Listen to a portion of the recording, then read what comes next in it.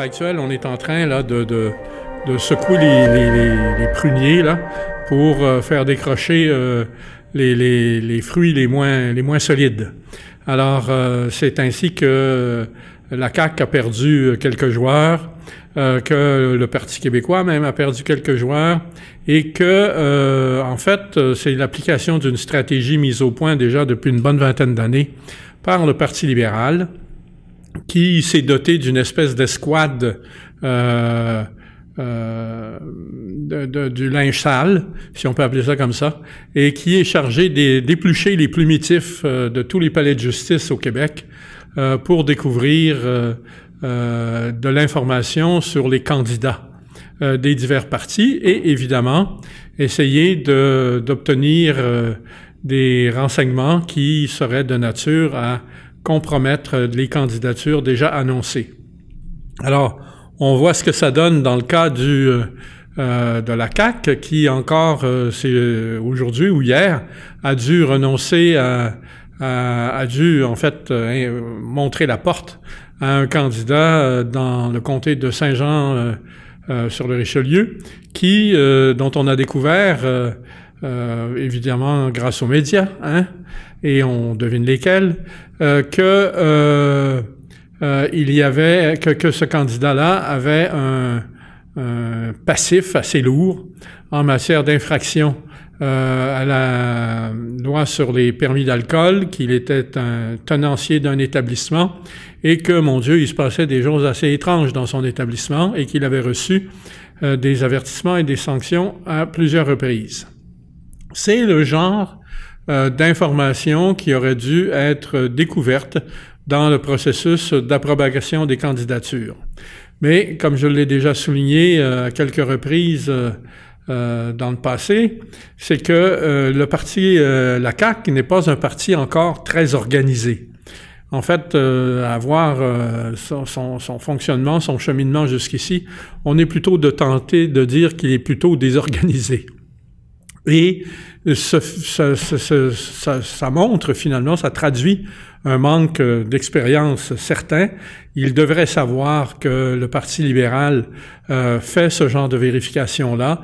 Il devrait évidemment être préparé en conséquence et il devrait bien sûr s'assurer que les candidatures des candidats qu'il présente sont absolument, que les dossiers des candidatures qu'il présente sont, entre guillemets, vierges. Alors, ce n'est pas le cas et on voit ce que ça donne. Alors, François Legault dit, ben écoutez, tout le monde fait des erreurs, on a fait une erreur, on la corrige immédiatement. Oui, bon, c'est un peu court comme excuse et ça traduit encore une fois le manque total d'expérience de la CAQ dans l'organisation des élections. Dans le cas du Parti québécois, il y a eu également 2 candidats là qui ont été obligés de se désister. Il y en a un dont on apprend ces jours-ci qu'il est sous le coup d'une seconde poursuite pour faculté affaiblie. C'est le cas du député Guy Leclerc. Et dans son cas, le chef du parti, M. Lisée, a décidé que ça ne constituait pas un motif suffisant de désaveu. Et je vous avoue que je suis porté à comprendre pourquoi et à accepter même que ce soit le cas, même si il reste quand même que il aurait dû informer le parti de sa situation avant que ce ne soit découvert et il aurait dû s'assurer que ça ne risquait pas de placer son parti dans l'embarras.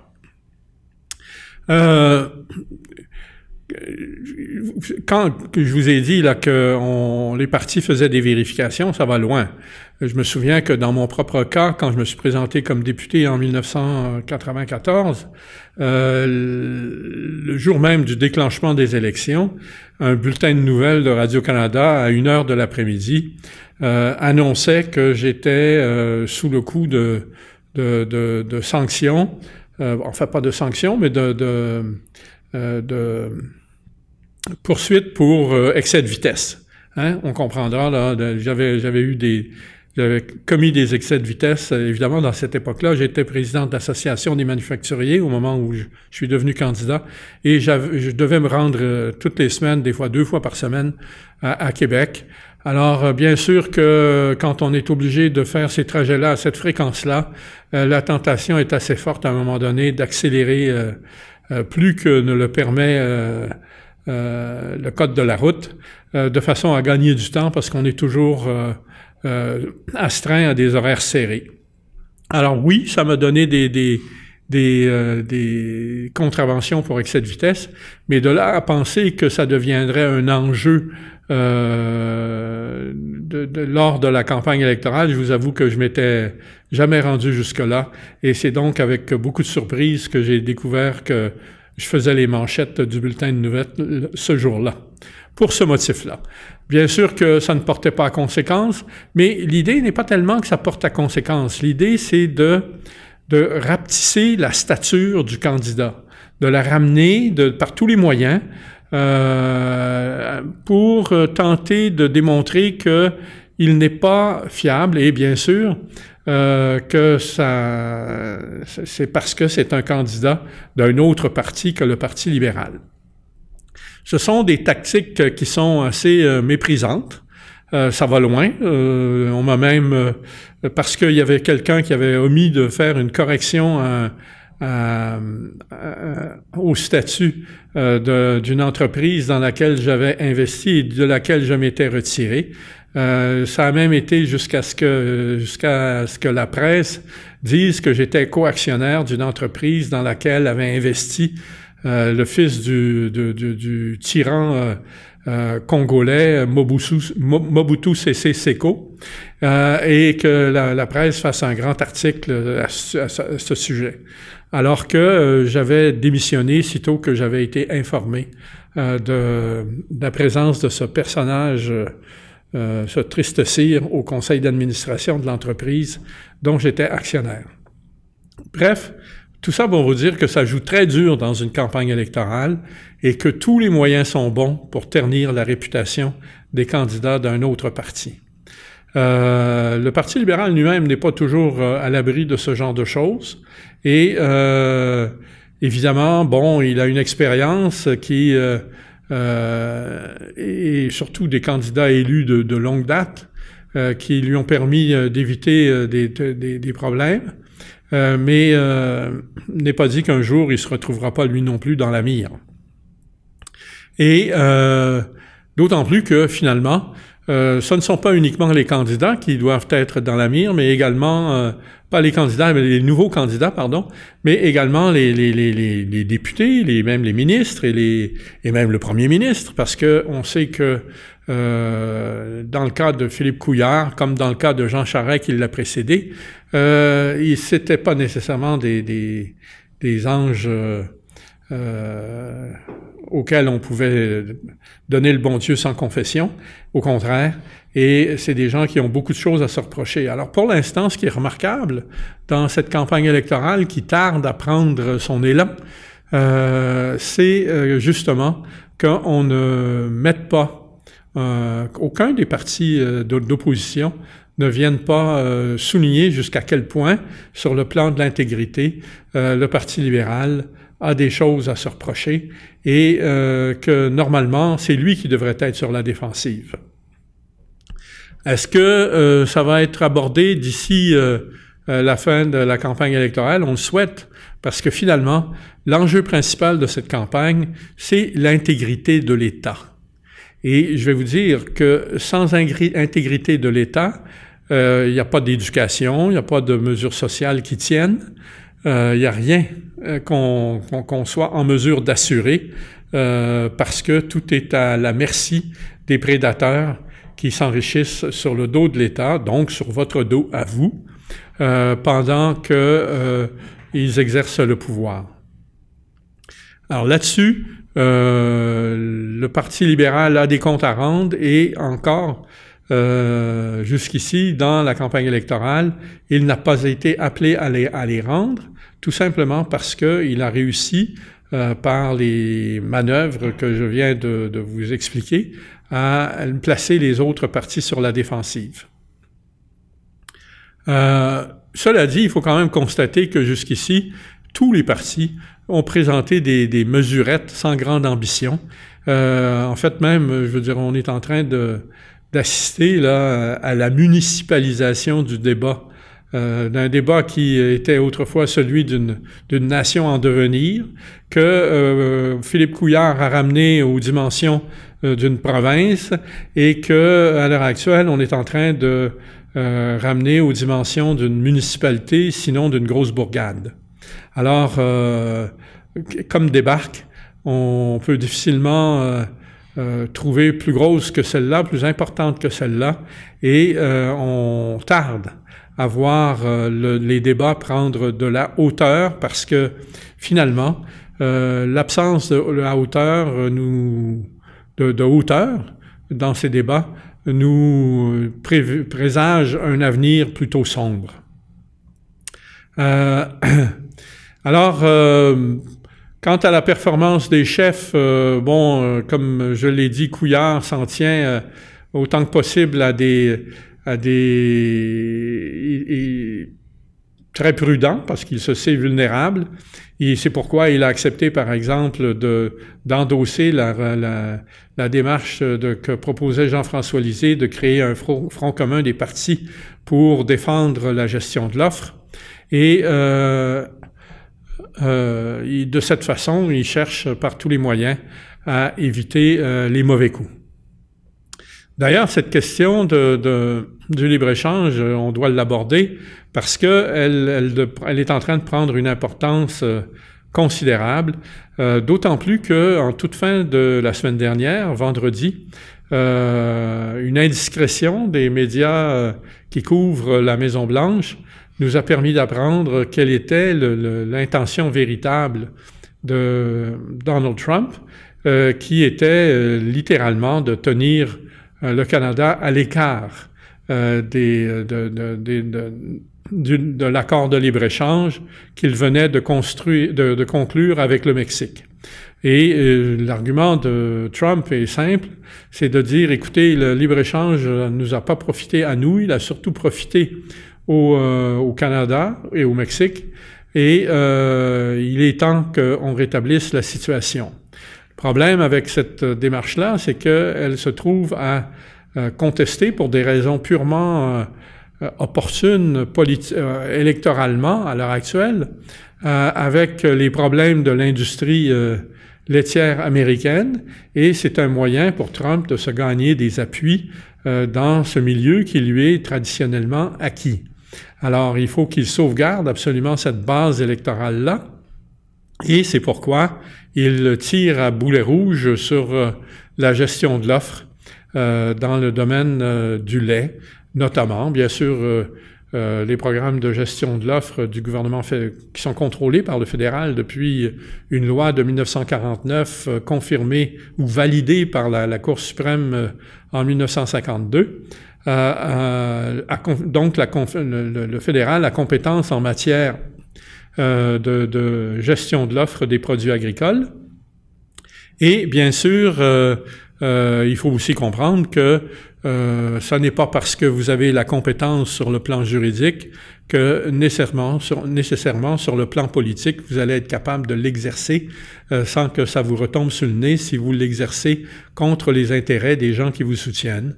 Alors, comme une grosse partie des appuis de Pee-wee Trudeau sont au Québec, on comprendra que pour lui de reculer sur la gestion de l'offre, ça compromet ses chances de réélection dans à peine 18 mois.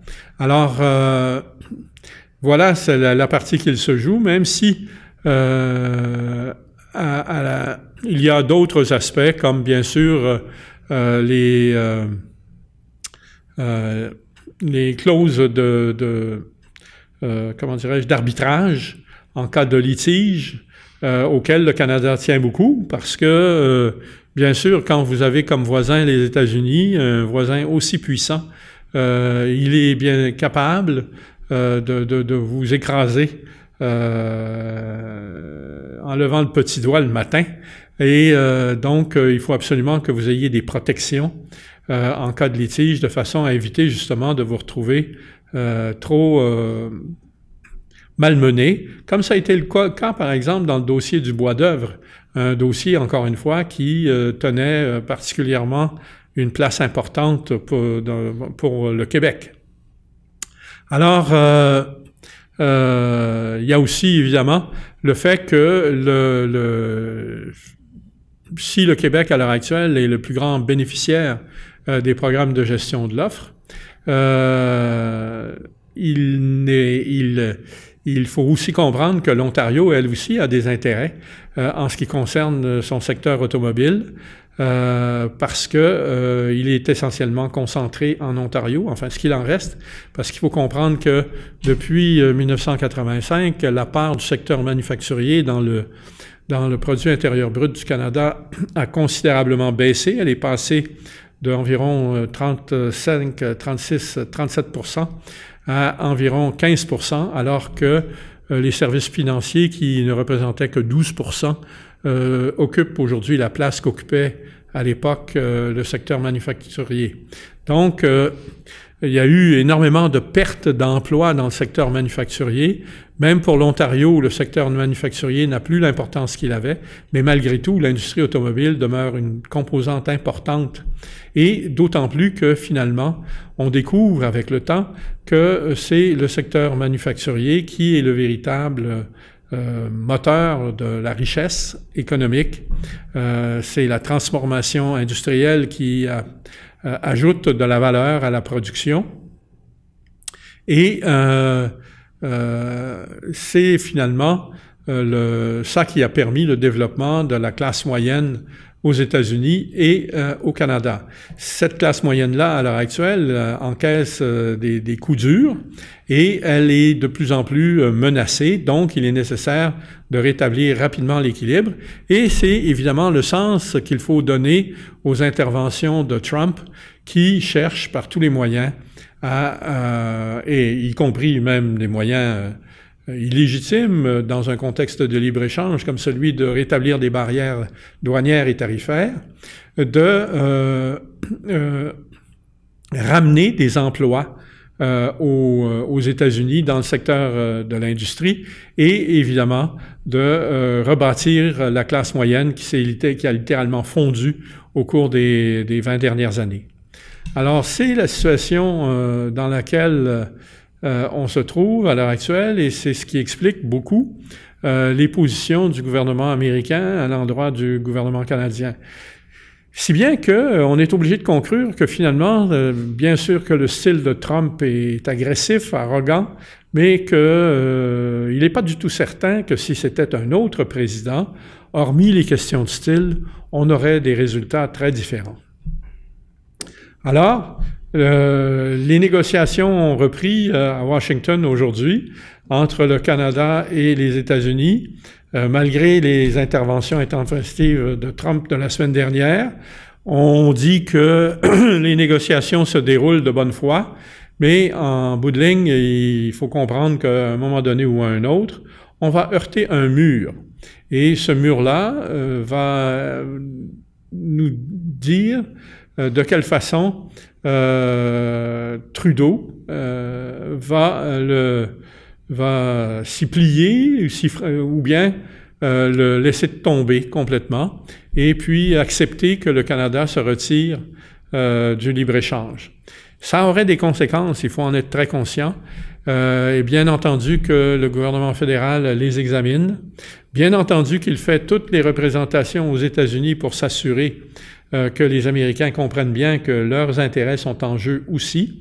Mais il y a parfois des actes qui ont valeur de symbole et qui transcendent finalement les considérations administratives. Et pour l'instant, Trump a besoin de symboles pour la campagne de mi-mandat qui va se conclure là, vers la mi-novembre à peu près cette année. Alors, faudrait-il que le Canada accepte de reporter la suite des discussions sur le libre-échange après ces élections de mi-mandat, peut-être sa position serait-elle meilleure, mais peut-être aussi pourrait-elle être pire. Et évidemment, c'est un pensez-y bien, c'est un risque à ne pas, dans lequel il ne faut pas se lancer là, les yeux fermés. On souhaite qu'il soit bien averti, mais on est aussi conscient que la tentation risque d'être forte pour le gouvernement Trudeau de céder, de lâcher du lest. Et évidemment, le Québec est menacé considérablement s'il décidait de lâcher du lest. Il pourrait le lâcher complètement en renonçant au programme de gestion de l'offre, ou bien il pourrait tout simplement agrandir les brèches qui sont déjà ouvertes et qui permettent, par exemple, aux producteurs de lait américains d'écouler sur le marché canadien un lait de spécialité qui sert surtout à la fabrication du fromage. Alors, c'est ce qui nous reste à voir. En attendant, les syndicats d'agriculteurs sont en train de fourbir leurs armes et se préparent à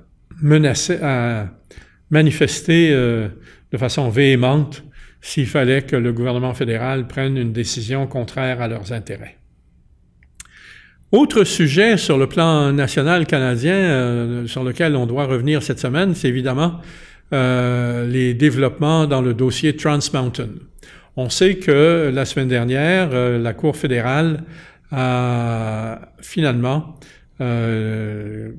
annulé, renvoyé le gouvernement fédéral à ses devoirs en disant que, en ce qui concernait l'évaluation des risques environnementaux au large des côtes de Colombie-Britannique, et ou bien en ce qui concernait les droits des Autochtones, le gouvernement fédéral n'avait pas fait un bon travail d'évaluation et qu'il devait retourner à sa planche à travail.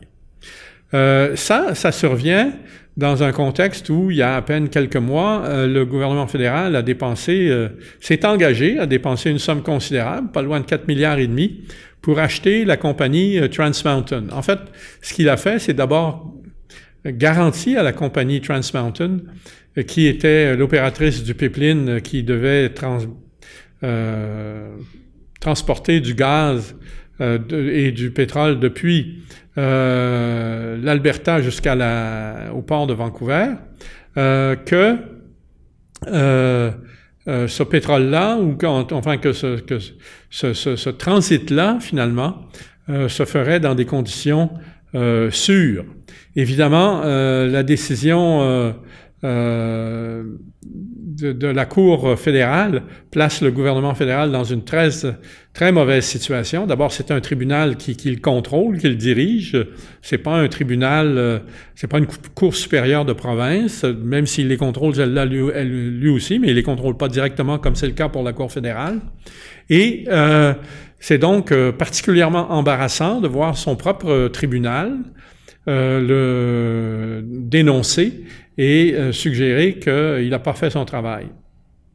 Alors, la décision en question a été immédiatement suivie d'une suspension des permis par l'Office national de l'énergie, des permis qui avaient été accordés à Trans Mountain. Et là, de nouveau, le fédéral est renvoyé à sa planche à dessin.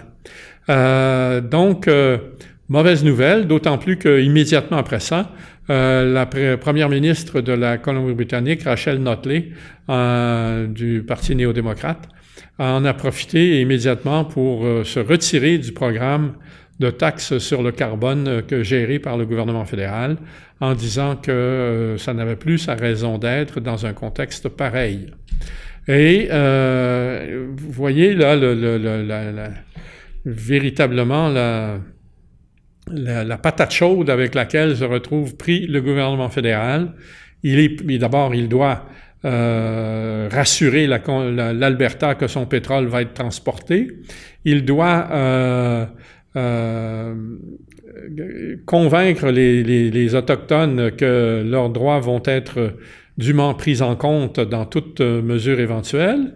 Il doit s'acquitter de son obligation envers Trans Mountain et payer les 4,5 milliards de dollars qu'il s'était engagé à payer au cas où il n'y aurait pas d'autres acheteurs que lui. Et il doit aussi démontrer pour l'avenir que le transport du pétrole et du gaz peut se faire de façon sécuritaire en Colombie-Britannique. Finalement, même si une autre décision avait renversé les prétentions du gouvernement de la Colombie-Britannique il y a quelques semaines, finalement, la position de la Colombie-Britannique se trouve entièrement validée par la décision de la Cour suprême, la Cour fédérale, et la décision subséquente de l'Office national de l'énergie.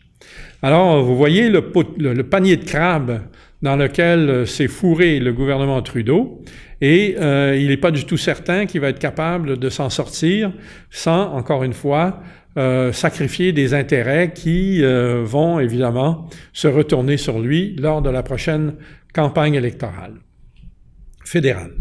Alors, ça nous permet de clore finalement la première section sur l'actualité nationale, et on va prendre une petite pause de quelques minutes avant de vous revenir pour aborder le dossier de l'actualité internationale. Vous pouvez maintenant supporter ma chaîne en devenant un de mes patrons. Ben oui! Allez sur patreon.com/stupid. Cliquez sur Become a patron. Choisissez un montant d'engagement par vidéo, enregistrez-vous, choisissez un mode de paiement et voilà! Vous êtes maintenant un patron! Votre contribution est extrêmement précieuse et va me permettre de faire de meilleures vidéos de façon plus constante et ainsi propager notre message à plus de personnes. Merci de joindre la rébellion dès maintenant! Je veux pas en dire trop. Hey, voyez-vous les gens qui passent? Hein, le voyez-vous? On dit... Ouais, je sais pas si vous voulez leur faire signer un waiver à ces gens-là. Faudrait leur... Wow! Gilbert! Le candidat avec Gilbert Thibodeau sera de retour dès le 7 août 19h sur mon Facebook et sur YouTube. Alors, bonjour à tous et nous voici de retour pour le segment de l'actualité internationale. C'est Point de bascule, votre émission d'information du mercredi soir, et c'est l'édition du 5 septembre 2018, bien sûr. Écoutez, sur l'actualité internationale cette semaine, il y a un développement assez spectaculaire. On apprend que la popularité du président Macron a subi une chute assez spectaculaire entre les mois de juillet et août, et qu'il se trouve désormais à 31% dans les sondages, donc à un point de moins que François Hollande au même moment dans son quinquennat. C'est extrêmement significatif. Ce qui est évidemment extrêmement spécial, c'est que il ait perdu autant de points en si peu de temps. Alors, qu'est-ce qui s'est passé en si peu de temps? Bien sûr, il y a eu la fameuse affaire Bonella, là, qui est en train de miner la crédibilité du gouvernement. Il y a aussi la démission de Hulot, le ministre de l'Environnement, qui, on l'a vu dans des circonstances assez spectaculaires, directement sur un plateau de télévision, a annoncé sa démission, et il a avoué par la suite qu'au moment où il est arrivé sur le plateau, il n'avait même pas encore pris la décision de démissionner. C'est uniquement lorsque il avait pris connaissance des questions des auditeurs, des spectateurs, qu'il s'était rendu compte que décidément sa position était devenue intenable. Alors c'est un monsieur qui est bien connu dans les milieux de l'écologie, et donc sa démission fait très mal au gouvernement, qui le remplace, on l'annonce ces jours-ci, par celui qui était jusqu'ici le président de l'Assemblée nationale, François de Rugy. Et ça amène évidemment une personnalité assez terne, là, il faut s'entendre, et surtout absolument dénuée de quelque compétence que ce soit en matière d'environnement. Et ensuite, ça soulève évidemment la question de la nomination d'un nouveau président à l'Assemblée nationale. Et le président Macron a choisi de prendre un risque. Dieu sait si pourtant il n'est pas dans une situation pour le faire, en nommant un fidèle qui avait déjà soulevé la controverse à quelques reprises dès l'élection de Emmanuel Macron, il y a déjà 18 mois. Alors, la politique française est en train de prendre un tour très vilain. Elle est en train de montrer, en même temps, on comprend que dans une position de faiblesse, parce que c'est effectivement de ça qu'il s'agit, la capacité d'influence du gouvernement du président Macron sur le plan international s'en trouve grandement affectée, que le leadership qu'il souhaitait prendre dans les affaires européennes devant la baisse de popularité du gouvernement Merkel, on repassera. En fait, il se trouve dans une situation encore moins bonne que celle de Mme Merkel. Et finalement, c'est toute la question du leadership européen qui se trouve posée du fait de la faiblesse et de Macron et de Merkel. Alors, pendant ce temps-là, en Europe, il y a des forces de division qui s'agitent et qui s'agitent assez férocement, merci. On sait que déjà, il y a des pays d'Europe de l'Est, comme la Hongrie, la Pologne et la République tchèque, ce qu'on appelle le fameux groupe de Visegrad, qui sont contre les politiques européennes, notamment en matière d'immigration. Et on sait aussi que l'Autriche a exprimé de nombreuses réserves. On sait qu'en Allemagne, le parti de gauche de Mme Sarah Wagenknecht a décidé, lui aussi, c'est le parti dont il s'agit, a décidé de remettre en question les politiques migratoires, alors que le soutien de la gauche à ces programmes-là, à ces politiques-là, était acquis presque historiquement. Alors, on voit que, à l'heure actuelle, l'Europe est en train de se fractionner selon la ligne de soutien aux politiques migratoires, et certains disent carrément que c'est la civilisation européenne qu'il faut sauver. Évidemment,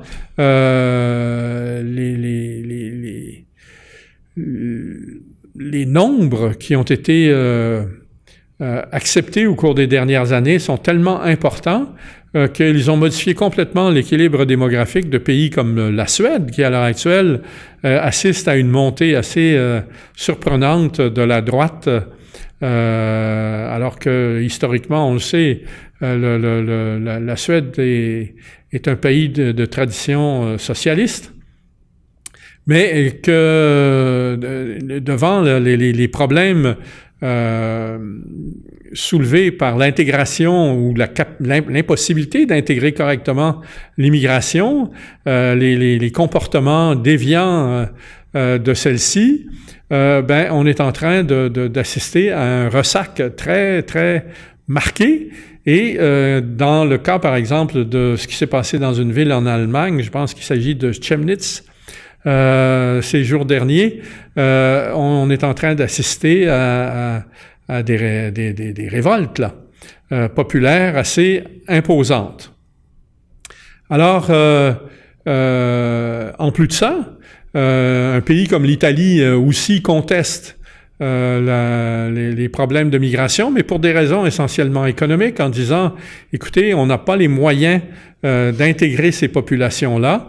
On est obligé de débourser des sommes considérables pour leur venir en aide sur le plan social, et on est contraint par des restrictions budgétaires dans le cadre du traité de Maastricht qui nous empêchent de nous acquitter correctement des obligations qu'on a. Donc, il faut faire quelque chose. On ne peut pas continuer à ce rythme-là, ou bien alors il faut faire sauter les verrous budgétaires.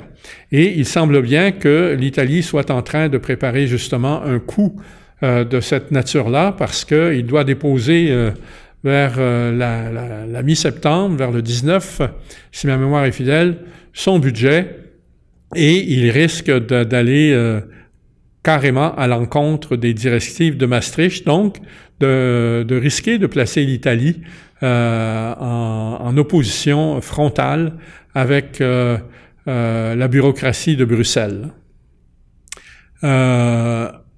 Ensuite, il faut comprendre aussi que l'endettement en Italie est particulièrement élevé et que également l'Italie a demandé à quelques reprises déjà le relâchement des normes de prêts à consentir aux banques de façon à ce que l'Italie puisse se porter à la rescousse des banques italiennes qui sont menacées d'effondrement à tout moment.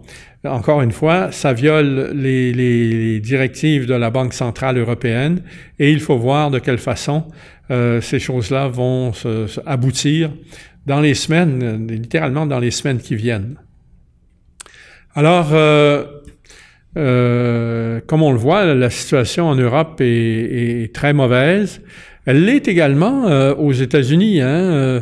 On voit que aujourd'hui, par exemple, dans le New York Times, un article est paru. C'est un article qui n'est pas signé, mais qui est présenté en page opposée à l'éditorial, donc dans un endroit très stratégique dans le journal.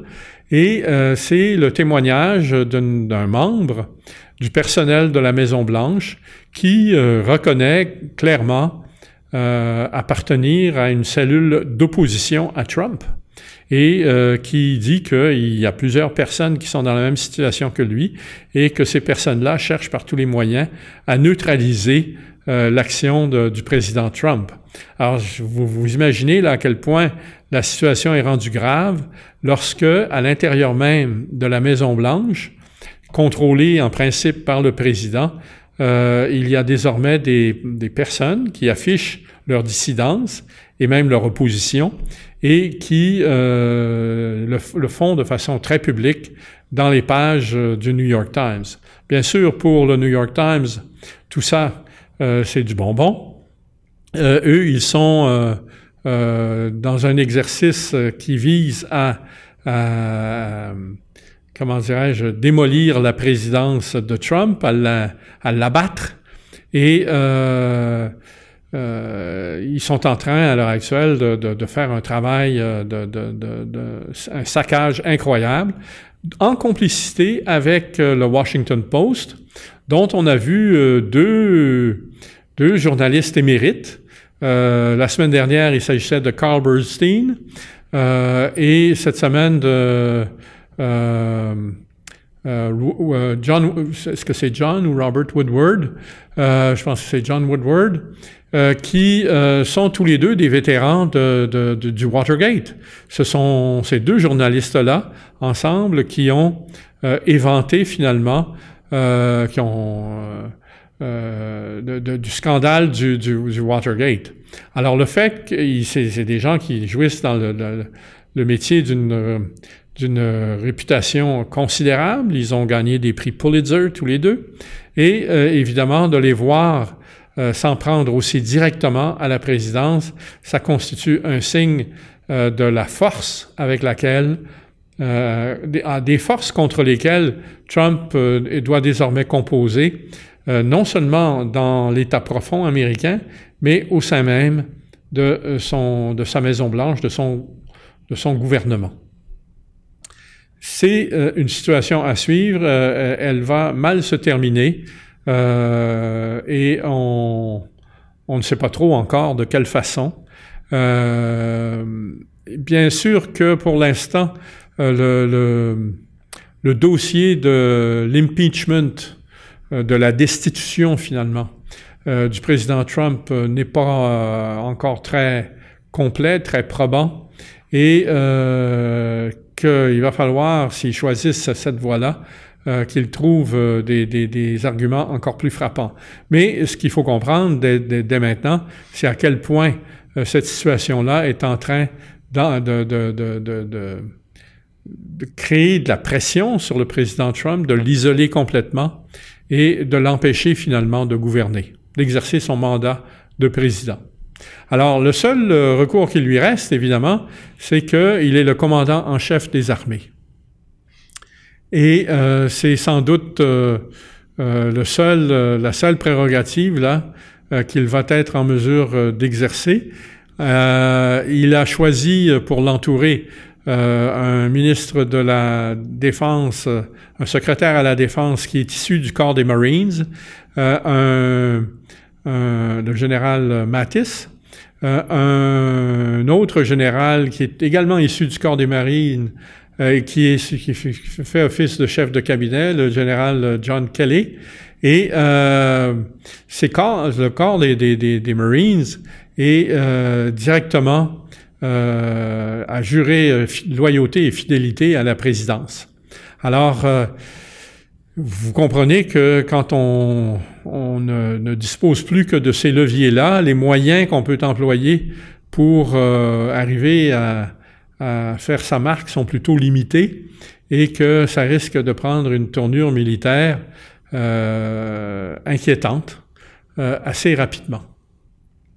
Alors, aussi, il faut aussi savoir que Trump est complètement bloqué parce qu'il ne peut pas non plus se fier au FBI. Le FBI, la loyauté du FBI est loin de lui être acquise. L'ancien chef du FBI, Mueller, et le fameux enquêteur spécial là, dans l'affaire des écoutes de Mme Clinton. Et il y a plusieurs membres de la haute direction du FBI qui ont clairement affiché un biais politique en faveur de Mme Clinton et contre Trump. Alors, ça crée une situation difficile. La CIA, on n'en parle pas, elle est aux mains de l'État profond et elle fait un petit peu ce qu'elle veut, comme elle veut. C'est un électron libre à l'heure actuelle dans la politique américaine, puis c'est un électron libre dangereux compte tenu des moyens dont absolument ahurissants, invraisemblables, des milliards et des milliards de dollars d'argent, à la fois de l'argent officiel et d'argent sous la table qu'il a obtenu dans le cadre des activités criminelles qu'il menait dans le domaine du commerce de la drogue, par exemple, du trafic de la drogue. Alors, c'est une situation qui est vraiment grave. On a peine à s'imaginer qu'un pays comme les États-Unis en soit rendu à ce niveau, et on comprend que, en même temps que le monde prend conscience de cette vulnérabilité-là, eh bien, les États-Unis perdent de l'influence, et cette perte d'influence est très marquée au Moyen-Orient. On voit que la Turquie est désormais sur le bord de changer de camp et de se joindre aux Russes, aux Iraniens et aux Syriens. Et on voit que le Pakistan, qui vient d'élire un nouveau président, a décidé lui aussi de couper ses liens avec les États-Unis. On voit l'Inde refuser de se conformer à la directive qui lui a été au Conseil, on va appeler ça plutôt les conseils plutôt qu'une directive, qui lui a été faite par les États-Unis de ne pas acheter de missiles S-400. Et on comprend à travers ces situations-là que les États-Unis cherchaient, avec des mesures d'interdiction pour les S-400 à la Turquie et à l'Inde, à protéger ses propres marchés d'armement et est en train finalement de perdre ces marchés-là au bénéfice de la Russie. Alors, ça explique beaucoup de choses. On sait qu'à l'heure actuelle, les États-Unis cherchent à influencer la formation du gouvernement en Irak, qu'ils ne parviennent pas à imposer leur candidat aussi facilement qu'ils en étaient capables encore il y a quelques années.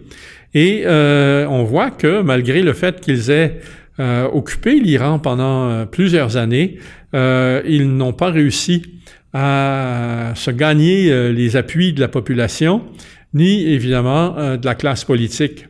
Ce qui est assez déplorable et qui nous donne une indication du genre de style qui est le leur. Au Moyen-Orient encore, en la Syrie, la situation, on s'attendait encore ces jours-ci là, et la Russie avait bien prévenu que c'était en préparation, que les Américains et les Anglais et les Français allaient de nouveau utiliser le prétexte de l'utilisation d'armes chimiques pour lancer une grande offensive sur la Syrie, mais la manœuvre a été inventée par la Russie et d'un seul coup, on en parle beaucoup moins, d'autant plus qu'on apprend jour après jour que la Russie a multiplié l'installation de missiles défensifs un peu partout sur le territoire syrien, de telle sorte qu'aujourd'hui, le ciel syrien se trouve complètement en dehors de la portée utile des armes israéliennes ou même américaines qui se sont pourtant installées en force en Méditerranée.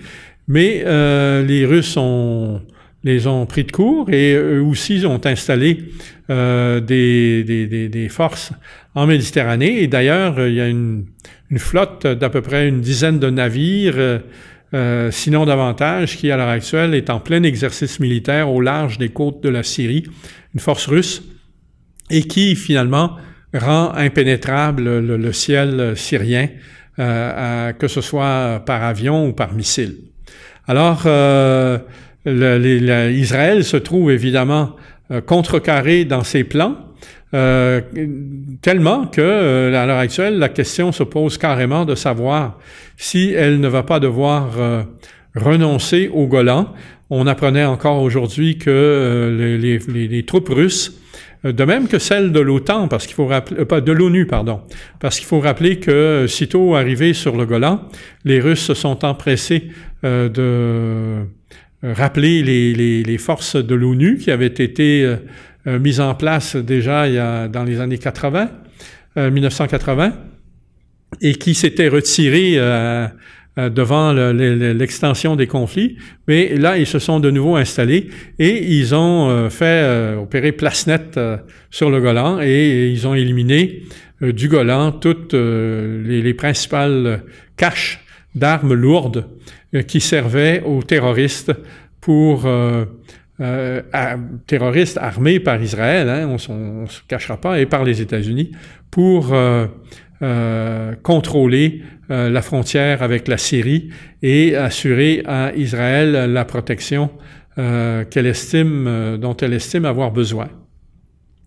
Alors, s'il fallait que ça aille jusqu'à ce que Israël soit obligé de renoncer au Golan, qu'elle occupe de façon illégale, mais qu'elle occupe quand même de façon effective, depuis 1967, on voit à quel point la victoire de la Syrie pourrait être totale et à quel point les plans d'Israël pourraient se trouver contrecarrés.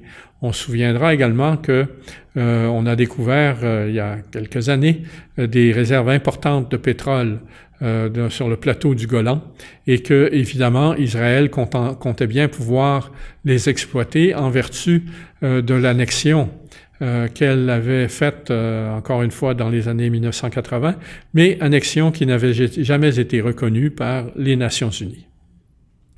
Alors, à l'heure actuelle, en Syrie, l'enjeu, c'est Idlib, c'est la ville qui se trouve au nord de la Syrie, à la frontière de l'Irak et de la Turquie, c'est la ville dans laquelle se sont réfugiés tous les terroristes qui restaient après leur éviction des différentes parties de la Syrie qui ont été reconquises par l'armée syrienne dans le cadre de l'offensive des 2 dernières années. Et quand une fois le territoire d'Idlib libéré, évidemment, ça changera complètement la situation. C'est ce qui permettra d'ailleurs sans doute à la Syrie d'être en position de force pour reprendre le Golan. Alors, on suit la situation de près parce que les Syriens ont accumulé 80 000 soldats près d'Idlib. Les Russes pilonnent comment dirais-je, des sites détenus par des terroristes depuis quelques jours et avec leur aviation. L'armée syrienne fait de même.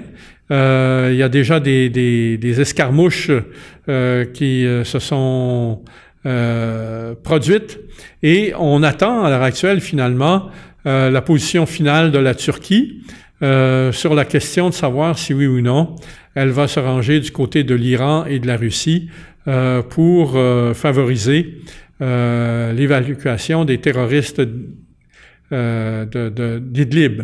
Il faut comprendre que pour la Turquie, l'enjeu est pas négligeable. Sa frontière évidemment est menacée par des Kurdes qui sont autonomistes, qui visent la séparation de la Turquie. Et la Turquie cherche à les contenir de toutes sortes de façons et veut surtout pas se retrouver avec ces gens-là sur son territoire. Donc, l'attitude que la Turquie avait jusqu'ici, c'était de les repousser en Syrie. Mais évidemment, maintenant, comme on cherche à les évincer de Syrie, la Turquie va devoir choisir son camp. Et il y a d'ailleurs justement une réunion qui est prévue demain ou après-demain à Téhéran entre le président Rouhani d'Iran, le président russe Poutine et le président de la Turquie, M. Erdogan, pour justement que la Turquie fasse connaître sa position finale. Et sa position est évidemment difficile dans la mesure où la Turquie demeure encore à ce jour un membre de l'OTAN, mais les problèmes que lui ont causés l'OTAN dans la question de l'acquisition des S-400, dans le retard de la livraison des F-35 au financement au financement desquels elle avait déjà largement contribué, pousse la Turquie et puis évidemment les attaques politiques qui ont été lancées par les États-Unis contre la Turquie, pousse évidemment la Turquie dans le camp adverse finalement, dans le camp de la Russie et de l'Iran. Alors voilà, résumé la situation au Moyen-Orient. Comme je vous l'ai dit, il y a eu des élections au Pakistan. Le Pakistan est en train de changer de camp. Et avec ça, ça complète notre tournée de l'actualité internationale. La semaine prochaine, normalement, je devrais de nouveau être en compagnie d'un co-animateur. Et évidemment, ça donnera un autre ton à la discussion. Pour l'instant, mes collègues sont fortement impliqués dans d'autres activités, notamment autour de l'élection. Alors, il faut simplement que je les convainque de rentrer au bercail. En attendant, je vous souhaite une bonne semaine et je vous rappelle que vous étiez à l'écoute de Point de bascule,